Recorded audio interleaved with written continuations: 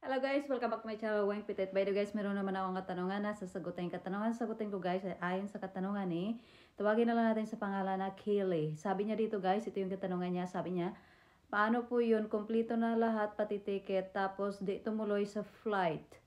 Yung applicant pa Kuwait siya. Ano mangyayari? Makapag-apply pa ba siya sa ibang bansa? Okay, ma'am, kung meron kompleto ka na lahat dito, di ba? Meron ka ng visa. Kung maka-apply ka ulit sa Kuwait, same country, yung agency mo, kung nag-complain or yung employer mo nagsabi doon sa agency mo na ko-complain ka nila sa applicant, meron tendency na kung mag-apply ka ulit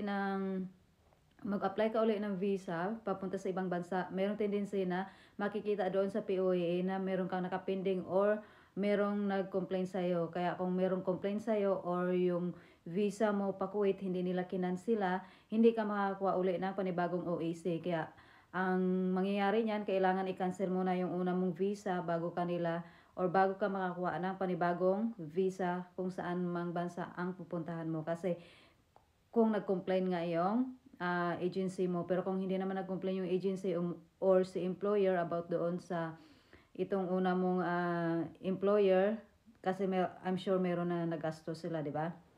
Tapos ikaw yung nag-back out. Ngayon, para hindi ka magka-problema, pwede kang tawag nito, makiusap or pwede kang makipagsundo na lang doon sa agency mo. Kung meron silang pababayaran sa'yo or meron pababayaran yung sa employer kung meron na siyang nagastos doon sa bansa nila, sabihin na natin yung visa, hindi naman ganun yan kalaki. Bayaran mo na lang. Pero kung hindi naman sila nag-complain, wala talaga silang complaint sa'yo, hindi sila nag-complain sa POAA, makaka-apply at makaka-apply ka pa rin. Yun nga lang yung sinasabi ko sa'yo.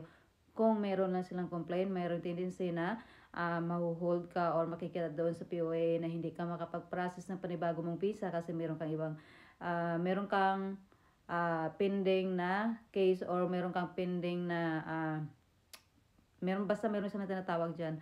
Tapos, yun lang i-advise ko sa'yo, i-make sure mo na walang or hindi sila nag-complain sa'yo.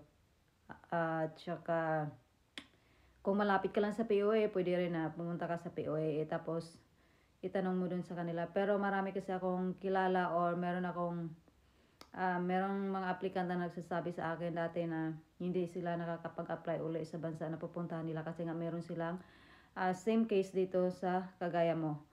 Kaya ang maganda talagang gawin ay linisin muna or makipag-usap na lang doon sa dati nyong agency. Okay ma'am, sana nasagot ko yung katanungan mo. Pero kung mayroon ka pang ibang katanungan, just comment below sa video ko dito. Guys, okay? See you guys. Bye-bye.